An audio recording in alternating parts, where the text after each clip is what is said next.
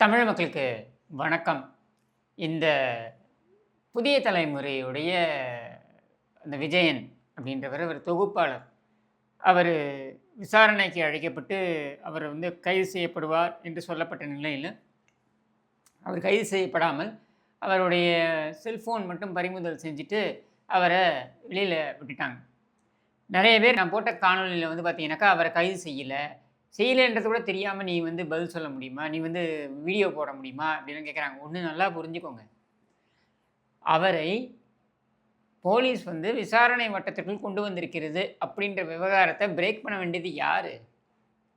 2 நாட்களாக அவர் போலீஸ் விசாரணை வட்டத்தில் இருக்கிறார். அப்படின்னும் பொழுது இந்த நியூஸை பிரேக் பண்ணியிருக்க வேண்டியது யாருன்னா புதிய தலைமுறை. இன்றைக்கி அவங்களுடைய அந்த எடிட்டரா வாட்டெவர் அந்த போஸ்ட் இருக்கக்கூடிய சமஸ் அவர் ஒரு நீண்ட கட்டுரை எழுதியிருக்கிறார். அதில் என்ன சொல்கிறார்? காவல்துறை அவருக்கு சம்மன் கொடுத்தாங்க. சம்மன் கொடுத்த பொழுது எங்கள்கிட்ட சொன்னார், நீங்கள் ஒத்துழைங்கன்னு சொன்னேன், நாங்கள் சொன்னோம் அப்படின்றாரு. இப்போ என்னுடைய கேள்வி என்னென்னா, உள்ளபடியே காவல்துறை சம்மன் கொடுத்திருந்தால் இந்த மாதிரி எங்களுக்கு சம்மன் கொடுத்துருக்காங்க அப்படின்றத நியூஸை பிரேக் பண்ணியிருக்க வேண்டியது யார்? புதிய தலைமுறை. உங்கள் சேனலோடைய தொகுப்பாளராக இருக்கக்கூடியவரை விசாரணைக்கு, அதுவும் நீங்களே சொல்கிறீங்க இது அறமற்ற செயல்னு.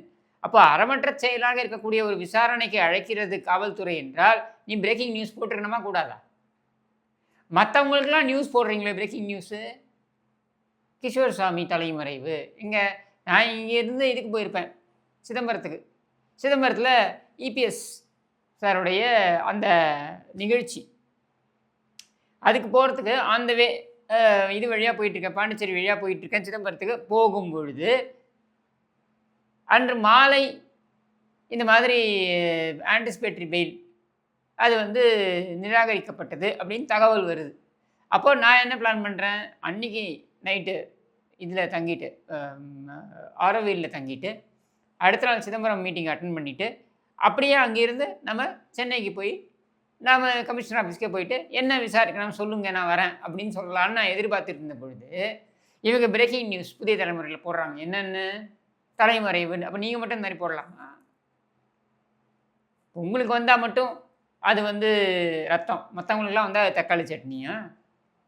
அப்போ நீங்கள் ஏன் இந்த இந்த மற்றவங்க எல்லாரை பற்றியும் உங்கள் இஷ்டத்துக்கு நியூஸ் போடுறீங்க? அப்போது இங்கே என்னென்னா, புதிய தலைமுறை அவங்களுடைய ஸ்டாஃப் பற்றி கூட அவங்க கவலைப்படலை. நீ எப்படியோ போ, ஆளுங்கட்சியை நாங்கள் பாதிச்சிக்க முடியாது அப்படின்றது தான் உங்களுடைய எண்ண ஓட்டம். அதனால தான் 2 நாள் நீங்கள் வெயிட் பண்ணியிருந்தீங்க. இதில் சமஸ் எழுதுகிறாரு. என்ன எழுதுகிறாருன்னா அந்த கட்டுரையில், எப்படியோ அடுத்த நாள் மாலை விஷயம் வெளியே வந்து விட்டது. எப்படி வெளியே வந்தது? அதனே எப்படியோ வெளியே வந்தது. எப்படி வெளியே வந்தது? உங்கள் ப்ரெஸ் கிளப் வெளியிட்டாங்களா? இல்லை, மாலை 7 மணி வரைக்கும் அவர் விசாரணையில் வைக்கப்பட்டிருந்தார். மாலை 4 மணியிலிருந்து 5 மணி வாக்கில் நான் அந்த பதிவை மேற்கொள்கிறேன். நான் தான் முதல்ல பிரேக் பண்ணுறேன். இந்த மாதிரி இவரை அழைத்து விசாரித்து கொண்டிருக்கிறார்கள். என்ன அடிப்படையில் இவங்க விசாரிச்சுட்டு இருக்காங்க, என்ன நடந்துக்கிட்டு இருக்கு, எப்படி நீங்கள் ஒரு பத்திரிகையாளருக்கு 1000 தொடர்புகள் இருக்கும். அண்டர்வேர்ல்டுலேருந்து ஆரம்பித்து 1000 தொடர்புகள் இருக்கும் பத்திரிகையாளருக்கு. அதுக்கெல்லாம் நீங்கள் பத்திரிகையாளர்களை கைது பண்ணுவீங்களா? இல்லை விசாரணைக்குன்னு கூப்பிட்டு போயிட்டு நைட்லாம் டார்ச்சர் பண்ணுவீங்களா? அப்படின்ற கேள்வியை நான் முதல்ல பதிவு பண்ணுறேன். அது வரைக்கும் ப்ரெஸ் கிளப்லேயோ இந்த புதிய தலைமுறைக்கோ இதை பேசுவதற்கு துப்பு இல்லை.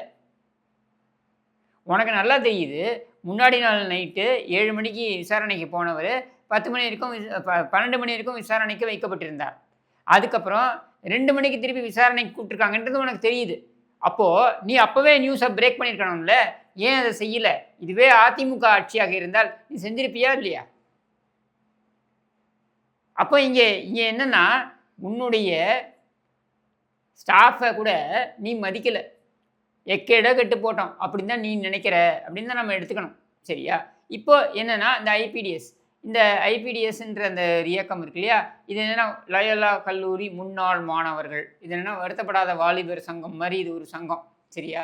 இவங்களுடைய வேலையே என்னென்னா, இந்த மாதிரி ஒவ்வொரு கட்சியாக போயிட்டு அதிமுக, திமுக, அப்புறம் இந்த அண்ணாமலை, இந்த மாதிரி ஆளுங்களுக்கெல்லாம் போயிட்டு நான் உனக்கு ஃபேவராக வந்து சர்வே போட்டு தரேன், நீ எனக்கு எவ்வளோ பணம் கொடுப்ப இப்படின்னு கேட்கக்கூடிய நபர்கள்.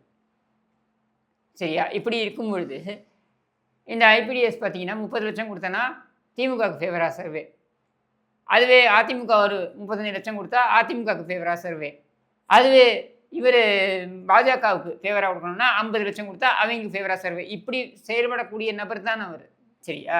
இவரை தூக்கி வைத்து இவர் முன்னாள் லயோலா மாணவர்கள், அவர்கள் வந்து லயோலா கல்லூரியின் முன்னாள் மாணவர்கள் கருத்து கணிப்பு அப்படின்னு தூக்கி வச்சு கொண்டாடியது யார்? உங்கள் மீடியாக்கள் தான்.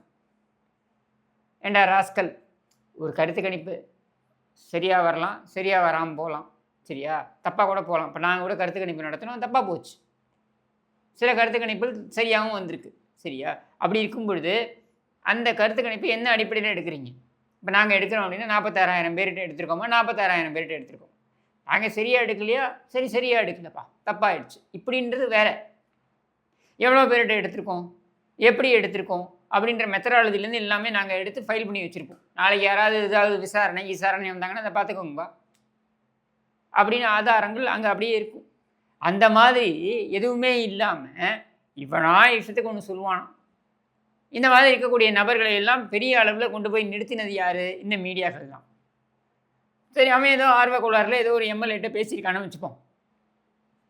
தாவேக்கே சார்ந்த அந்த ஊத்தங்கரை எம்எல்ஏ, அப்புறம் எனக்கு தெரிஞ்சு மதுரையில் ஒரு எம்எல்ஏட்ட இந்த மாதிரி ஏதோ பேசியிருக்காங்க அப்படின்னு தகவல் வருது. அதன் அடிப்படையில் காவல்துறை விசாரணையை மேற்கொள்ளுதுன்னு வச்சுப்போம். காவல்துறை இந்த விசாரணையை மேற்கொள்வதற்கு சரியான அத்தாரிட்டியானா இல்லை. ஏன்னா இது தமிழக அரசு ஆளும் தாவேக்காவுடைய எம்எல்ஏக்களிடம் பேரம் பேசியதாக சொல்லப்படுகின்ற வழக்கு என்று வரும்பொழுது அதில் பாதிக்கப்பட்டதாக சொல்லப்படுகின்ற நபரே விசாரணையும் மேற்கொள்வார் அப்படின்றத எப்படி நீங்கள் எடுத்துப்பீங்க? அப்போ அங்கேயே தப்புன்றது தெளிவாகுது. சரி, அது வேற ஒரு விவகாரம், தனியாக வச்சுருவோம். இப்போ இதுக்கே வருவோம். இப்போ இந்த மீடியாக்கள் எடுத்துப்போம். மீடியாக்கள் எடுத்துக்கிட்டிங்கனாக்க இவங்க என்ன பண்ணாங்க? இப்போ கடந்த தேர்தலே எடுத்துக்கோங்களேன், தந்தி டிவியிலேருந்து புதிய தலைமுறையிலேருந்து எல்லா சேனலும் என்ன பண்ணாங்க? பேக்கேஜ் 10 லட்ச ரூபா பேக்கேஜ், 15 லட்ச ரூபா பேக்கேஜ். எதுக்குன்னா ஒரு எம்எல்ஏ வேட்பாளர் குறித்து ப்ரமோ வீடியோ போடணும் அப்படின்னா அதுக்கு 10 லட்ச ரூபா 15 லட்ச ரூபா பேக்கேஜ். ஒவ்வொரு சேனலும் ஒரு மாதிரி பேக்கேஜ் வச்சுட்டு இருந்தாங்க. சரியா? இப்போ நீங்கள் யோசிச்சு பாருங்கள், 234 தொகுதிகள், 234 தொகுதிகளில் பிரதான கட்சிகள் இருக்கக்கூடிய கட்சிகள்னு ஒரு 3 கட்சி இருக்குன்னு வைங்க. இந்த 3 கட்சிகிட்டேருந்தும் இவங்க இந்த மாதிரி பேக்கேஜ் வாங்கி இவங்க கொண்டு போவாங்கன்னா ஒரு தொகுதியிலையும் 30 லட்ச ரூபா சம்பாதிக்கிறாங்க. அப்போது ஒரு கட்சியிலையும் ஒவ்வொரு தேர்தலையும் 30 லட்ச ரூபா சம்பாதிக்கிறாங்க ஒரு கேண்டிடேட்டுக்கு. அப்போ 234க்கு எவ்வளோன்னு யோசிச்சுக்கோங்க. இவ்வளோ கணக்கு, இவ்வளோ சம்பாதிக்கிறாங்க இவங்க. இப்படி நீ கூறு போட்டு உன்னுடைய அறத்தை விற்பனை செய்து விட்ட பின்னர் நீ எப்படி பத்திரிகையாளர்னு சொல்ல முடியும்? நீ எப்படி நடுநிலை மீடியான்னு சொல்ல முடியும்? நியூஸ் மீடியான்னு சொல்ல முடியும்? இப்போ மீடியான்றது வேறு. இப்போ நான் யூடியூப் சேனலில் இருக்கேன், நான் பேசுகிறேன்னா ஆல்டர்னேட் மீடியா, மாற்று ஊடகம். சரியா? இந்த இடத்துல வந்து நான் எனக்கு ஒரு கட்சி சார்பு இருக்குன்றதை பட்டவர்த்தனமாக சொல்லிட்டு தான் நான் பேசுகிறேன், அதனால அது வேறு. ஆனால் இந்த மீடியாக்கள், நியூஸ் மீடியா, செய்தி ஊடகங்கள் என்று சொல்லிக்கொண்டு இயங்கக்கூடியவை இந்த மாதிரி நீங்கள் வந்து ஏலம் போட்டு விற்பீங்க உங்களோட டைமை, உங்களோட ஸ்லாட்டை. ப்ரைம் ஸ்லாட் 7 மணிலேருந்து 9 மணி ப்ரைம் ஸ்லாட். இந்த ப்ரைம் ஸ்லாட்டில் உங்களுக்கு நான் முக்கியத்துவம் தரேன், உங்களை பற்றி நாங்கள் பேசுகிறோம், எங்களுக்கு 10 லட்சம் கூட நீ வாங்குவேன்னா இது என்ன செய்தி ஊடகம்? இது ஊடக அறமா? அப்போ இங்கே என்ன ஆயிடுது? நீங்கள் ஏலம் போட்டு விற்பனை செய்கிறீர்கள். அதையெல்லாம் கடந்து யார் வேட்பாளர் என்று தெரியாத ஒரு வேட்பாளர் வெற்றி பெற்று விட்டார் அப்படின்ற நிலையில் நீ 10 லட்சம் வாங்கி விளம்பரம் பண்ணது வேஸ்ட்டுன்னு ஆயிடுச்சா? அப்போ இந்த மாற்றம் இருக்கு பாருங்க, இதுதான் இங்கே நடந்துகிட்டு இருக்கு. இந்த செய்தி ஊடகவியாளர்கள்னு சொல்லிக்கொள்ளக்கூடிய இவர்கள் இருக்காங்க இல்லையா? இப்போ உதாரணத்துக்கு இந்த விஜயன் இருக்கார் பாருங்க, இவர் வந்து புதிய தலைமுறையில் வேலை செஞ்சுக்கிட்டு தமிழ் நிறம் அப்படின்னு ஒரு யூடியூப் சேனல், அது யாருதுன்னா ஜெகத் காஸ்பரோடது. அவங்களோட அந்த ஜெகத் காஸ்பரோட சேனலுக்கு எல்லா வேலையும் செஞ்சு கொடுத்துருந்தார். அதாவது ஒரு செய்தி ஊடகத்தில் நீங்கள் வேலை செஞ்சு கொண்டிருக்கின்ற பொழுது இன்னொரு ஊடகத்தில் இந்த மாதிரி நீங்கள் கையூட்டு பெற்றுக்கொண்டு வேலை செய்வது என்பது தவறு. உங்களுடைய அந்த பணி அமர்த்தல், அந்த கண்டிஷன் படியே, விதிகள் படியே இது தவறு அப்படின்றத கூட இவங்க மனசில் எடுத்துக்காம இதை செய்கிறாங்க. இங்கே வரக்கூடிய கெஸ்ட் எல்லாம் அங்கே அனுப்புறது. இதில் இன்னொரு ஒரு வேலையும் நடக்குது. அது என்ன அப்படின்னா, இவர்கள் ஒரு படி மேலே போகிறாங்க. முன்னாடியெல்லாம் இந்த செய்தி ஊடகங்கள், செய்தி ஊடகவியாளர்கள்னு இருப்பாங்க இல்லையா, பத்திரிகையாளர்கள், இந்த மூத்த பத்திரிகையாளர்கள்னு இருப்பாங்களே, இவங்கெல்லாம் எடுத்து கேட்டிங்கன்னா இவங்கெல்லாம் எல்லார்டையும் தொடர்பில் இருப்பாங்க. திமுக தொடர்பில் இருப்பாங்க, அதிமுக தொடர்பில் இருப்பாங்க, எல்லா இடத்துலையும் தொடர்பில் இருப்பாங்க. இப்போ உதாரணத்துக்கு இப்போ யூடியூப் சேனலில் நான் பேசிக்கிட்டு இருக்கேன் நான் நீங்களேன், நானே பார்த்தீங்கன்னா எல்லா கேம்ப்லேயும் எனக்கு தொடர்புகள் இருக்கும். எல்லார்கிட்டையும் தான் சோர்ஸ் வாங்க முடியும். சோர்ஸ் எல்லார்கிட்டையும் வாங்குறேன்றதுனால அவங்களோட நான் வந்து அவங்க செய்யக்கூடிய வேலைகள்லாம் எனக்கு உடன்பாடு இருக்குன்னு அர்த்தம் கிடையாது. இல்லை நான் வந்து அதில் பங்கேற்றேன்னு அர்த்தம் கிடையாது. அதே சமயத்தில் அந்த சோர்ஸ் வாங்குறதோடு நிறுத்திக்கணும். விஷயத்தை வாங்குகிறோம் அப்படின்றதோட நிறுத்திக்கணும். அதை விட்டுவிட்டு நான் அஜெண்டா செட் பண்ணுறேன்னு அவங்களுக்காக இறங்குறது. முக்கியமாக திமுக கடந்த முறை ஆட்சியை இழந்ததற்கு பிரதான காரணம்னு எடுத்துக்கிட்டீங்க இவங்க தான். இந்த மீடியா அல்லக்கைகள் தான். மீடியா மீது மக்களுக்கு ஒரு அசூயை, ஒரு ஒரு வெறுப்பே ஏற்பட்டுருச்சு. இவங்க செய்யக்கூடிய ஜால்ராக்களை எல்லாம் பார்த்தீங்கன்னாக்க, நான் பலமுறை பல வீடியோக்களை, என்னுடைய வீடியோக்களை தொடர்ந்து பார்க்கக்கூடியவர்கள் நீங்கள் உங்களுக்கு தெரிஞ்சிருக்கோம். கண்டிப்பாக நான் சொல்லிகிட்டே வந்திருக்கேன். என்னென்னா, இந்த ஆட்சி, அதாவது திமுக ஆட்சி, இது காலியாக போகுதுன்னா ஒரே முக்கியமான காரணம், பல காரணங்கள், அதில் முக்கியமான ஒரு காரணம் என்ன அப்படின்னா, இந்த மீடியாக்கள் போடுற ஜால்ரா மக்களுக்கு ஒரு வெறுப்பு ஏற்பட்டுருச்சு. இவங்க என்ன செய்யறதுன்னா, திமுக கட்சிக்காரனை விட அதிகமாக நாங்கள் வந்து விசுவாசமாக இருக்கிறோம் திமுகவுக்கு, தலைமைக்கு அப்படின்னு நினச்சிக்கிட்டு இவங்க திமுகவுக்கு பாதிப்பை தான் ஏற்படுத்தினாங்க. உதாரணத்துக்கு சொல்கிறேனே, இப்போ இந்து பத்திரிகை எடுத்துக்கோங்களேன். இந்து பத்திரிகை ஒரு பாரம்பரியம் மிக்க ஒரு பத்திரிகை. அப்படி ஒரு பாரம்பரியம் மிக்க ஒரு பத்திரிகையாக இருக்கக்கூடிய இந்து பத்திரிகையோட என்றாம் அவர் ஒரு கருத்து சொல்கிறாருன்னா, ஒரு பாரம்பரியம் மிக்க பத்திரிகையுடைய தலைமை பொறுப்பில் இருக்கக்கூடியவர் அவர் கருத்து சொல்கிறாரு, நம்ம அதை எடுத்துக்கணும் அப்படின்னு நினைக்கக்கூடியவர்கள் கூட தினமும் ஸ்டாலினோட வாக்கிங் போகும்போது ஒரு செல்ஃபி எடுத்து போட்டுட்டு இருந்தாருன்னு வைங்களேன். என்ன பார்ப்போம், என்ன இருப்பாங்க, ஏங்க இவன் வந்து ஸ்டாலினுடைய அல்லக்கைங்க, அப்படி தான் பார்ப்பாங்க. அப்போது உன்னுடைய பாரம்பரியம் மிக்க பத்திரிகை அப்படின்றதோடைய பெயரையும் நீ கெடுக்கிற. உனக்கு என்ன வேலை அங்கே? தினமும் நண்பராக இருக்கலாம், அதெல்லாம் வேற பர்சனல். அதையும் வெளிப்படுத்துகிற, அதையும் செல்ஃபி போட்டு காமிக்கிற. அப்போது என்ன ஆகுதுன்னா, இவன் ஒரு அல்லக்க அப்படின்ற ஒரு எண்ண ஓட்டம் வந்துடும். அப்போ அந்த இந்துவோடைய பேருக்கும் ஒரு களங்கம் ஏற்படுது. அடுத்து ஸ்டாலின் என்றாமை இயக்குகிறார் அப்படின்னு ஸ்டாலினுக்கும் களங்கம் ஏற்படுது. அப்போ அதனால திமுகவுக்கு பலனே கிடையாது. ஸ்டாலின் என்ன நினச்சிருக்கலாம், சரி இந்து பத்திரிகையுடைய இப்போ நீங்கள் யோசிச்சு பாருங்களேன், வேறு யாராவது வரவங்களெலாம் செல்ஃபி எடுக்க விடுவாரா ஸ்டாலின்? கூட நடந்து விடுவாரா? விடமாட்டார். அவருக்கு பல நண்பர்கள் இருந்திருக்கலாம், பல பழைய நண்பர்கள் இருந்திருக்கலாம். எல்லாரையும் கூட்டி நடக்கிறாரா? இல்லை. இந்து பத்திரிகையோடைய தலைமை பொறுப்பில் இருக்கார் அல்லது ஓனராக இருக்கார் அப்படின்ற ஒரு காரணத்தினால தானே என்ராமை விடுறாரு. அப்போ அந்த என்ராம் திமுகவுக்கு வலு சேர்க்க வேண்டும் என்று நினைத்தால் அவர் இந்த செல்ஃபியெலாம் எடுத்து போடக்கூடாது, ஒதுங்கி இருக்கணும். மாறாக தான் பவர் சென்டருக்கு ரொம்ப க்ளோஸ் அப்படின்னு காமிக்கிறதுக்காக இந்த செல்ஃபியெல்லாம் எடுத்து போடுறது. அப்போ என்ன ஆகுது, அது என்ராமுடைய அந்த பத்திரிகைக்கும் வலு சேர்க்கலை, இன்னும் சொல்ல வேண்டும் என்றால் வெறுப்பை ஏற்படுத்தி கொடுக்குது, திமுக மேலேயும் வெறுப்பை ஏற்படுத்தி கொடுக்குது. அதைத்தான் இங்கே இருக்கக்கூடிய மீடியா நபர்களும் செய்தார்கள். திமுகவுடைய ஜால்ராக்களாகவே, திமுகவுடைய நிலைய வித்வான்களாகவே இவங்க மாறிட்டாங்க. அப்படி மாறும்பொழுது மக்கள் இவன் இப்போ பார்த்தாலும் திமுக ஆதரவாக தான் பேசுவான் அப்படின்ற ஒரு நிலைப்பாட்டுக்கு வந்துட்டாங்க. அதனால என்ன ஆகுது, இன்னைக்கு காவல்துறை அத்துமீறி உன்னை நள்ளிரவில் வச்சு விசாரித்தாலும் அதை மக்கள் இவனுக்கு தேவைதான் அப்படின்னு நினைக்கக்கூடிய இடத்துக்கு வந்துட்டாங்க. மீடியாக்களாக இந்த மீடியாவில் இருக்கக்கூடிய இந்த திமுக அல்லக்கைகள் வரவழைத்து கொண்டது.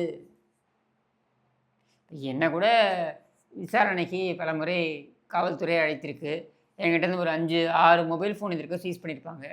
இன்னும் சொல்லணும்னா, நம்ம சவுக்கு சங்கர் ஃபெலிக்ஸோட உட்காந்துக்கிட்டு பேசும்பொழுது ஒரு வாட்டி அந்த வீடியோ கூட தேடிக்கிட்டு இருக்கேன், கிடச்சா எடுத்து போடுறேன். அதில் பார்த்தீங்கன்னா, அதாவது ஃபெலிக்ஸ் இந்த கிஷோர் சாமிகிட்டேருந்து ஒரு மொபைல் கைப்பற்றப்பட்டிருக்கிறது, அதில் பல முக்கிய நபர்களிடம் அவர் பேசி கொண்டிருக்கிறார் என்ற தகவல் வந்திருக்கிறது, இதை வைத்து பல உண்மைகள் வெளிவரப்போகிறது. என்ன உண்மை வெளில வரும்? திமுகவில் எனக்கு யாரோட பேசுகிறேன்றது எல்லாருக்கும் தெரியும். அதிமுகவில் யாரோட பேசுகிறேன்றது எல்லாருக்கும் தெரியும்.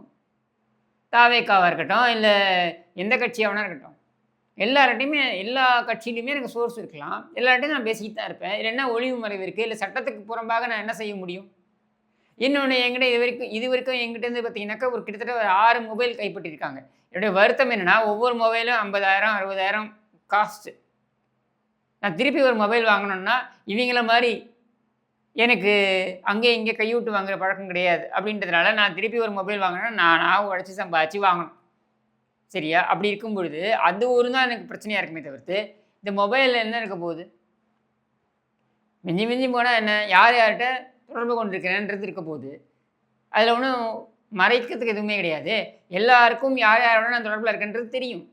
உதாரணத்துக்கு இப்போ இபிஎஸ் சார் இருக்கார் அப்படின்னாக்க நான் சிவிஎஸ் அண்ணனோட தொடர்பில் இருக்கேன்றது இபிஎஸ் சாருக்கு தெரியும். திமுக குடும்பத்தில் கருணாநிதி குடும்பத்தில் யாரோட தொடர்பில் இருக்கேன்றதும் எல்லாருக்குமே தெரியும். இதை நான் மறைச்சதும் கிடையாது, நான் அதை பற்றி கவலைப்பட்டதும் கிடையாது, இதை விளம்பரப்படுத்திக்கிட்டதும் கிடையாது. ஏன் விளம்பரப்படுத்திக்கிட்டது கிடையாதுன்னா அதுக்கான தேவை என்ன? இதை வச்சு என்ன பண்ண போகிறாங்க? என் வீடியோவை பாரு, பார்க்காம போ. இங்கே எனக்கு அவங்கள தெரியும், இவங்கள தெரியும் அப்படின்னு சொல்லி தான் என் வீடியோவை ஓட வைக்கணுன்ற அவசியம் எனக்கு கிடையாது. நான் மிகப்பெரிய புள்ளி அப்படின்னு காமிக்க வேண்டிய அவசியமே எனக்கு கிடையாது. அப்போது மறைப்பதற்கு எதுவும் இல்லை என்கிற பொழுது என்னை எதுவும் பண்ண முடியாது. மிஞ்சி மிஞ்சி போனால் காவல்துறை அத்துமீறி என் வீட்டுக்குள்ளே எப்படி திமுக அரசில் பண்ணாங்களோ அந்த மாதிரி அத்துமீறி தூக்கிட்டு போய் உள்ளே வைக்கலாம். நீங்கள் குண்டாஸ் போடலாம். போட்டாலும் 8 மாதத்துக்கு அப்புறம் என்னாச்சு? உயர்நீதிமன்றம் என்ன சொல்லிடுச்சு? நீ உங்களை கைது செய்து தவறு அப்படின்னு சொல்லிடுச்சு. இப்போ நான் போய் கேட்க போகிறதில்ல. அப்போ 8 மாதம் என்ன உள்ளே வச்சுருந்தீங்களே, தப்பு இல்லையா அப்படின்னு நம்ம கேட்க போகிறதில்ல. சரியா? இன்றைக்கி திமுக ஆட்கள் பாய்ந்து கொண்டு வருகிறார்கள். விவாதங்கள் எல்லாம் பார்த்தீங்கன்னாக்க என்னென்ன பாய்ஞ்சிட்டு வராங்க? அது எப்படி 2 மணிக்கு நள்ளிரவில் கைது பண்ணுவீங்க, இல்லை விசாரணைக்கு அழைப்பீங்கன்னு நீங்கள் அதெல்லாம் பண்ணீங்க? எனக்கு அதைத்தானே நிறைய பேருக்கு பண்ணீங்க. அப்போ யார் ஆட்சியில் இருந்தாலும் காவல்துறையை இப்படித்தான் நீங்கள் பயன்படுத்துவீர்கள் என்பது தொடர்கதையாக இருக்கிறது. அது அதிமுக ஆட்சியாக இருக்கட்டும், திமுக ஆட்சியாக இருக்கட்டும், இன்றைக்கி தாவேக ஆட்சியாக இருக்கட்டும்.